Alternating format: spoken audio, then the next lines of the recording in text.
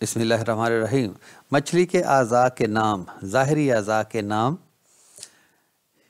ये मछली देखिए और कुछ आज़ा, कुछ हिस्से नज़र आ रहे हैं आपको।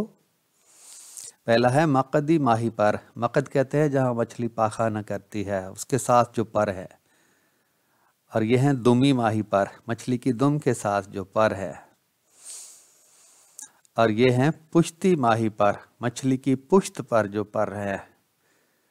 और यह है सदरी माही पर, सदर सीने को कहते हैं, सीने पर जो माही पर है। और यह है नाफची माही पर, मछली की नाफ पर जो पर है। और ये है मछली की आंख। और ये गिलफड़े हैं, यहाँ से मछली सांस लेती है, पानी से ऑक्सीजन निकाल कर खींचती है। मछली का सर देखिए।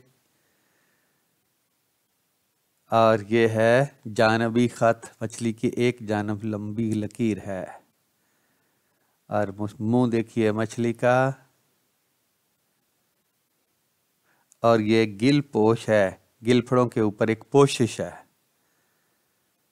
और ये मछली के चाने हैं। उम्मीद है आसानी से आप याद कर लेंगे।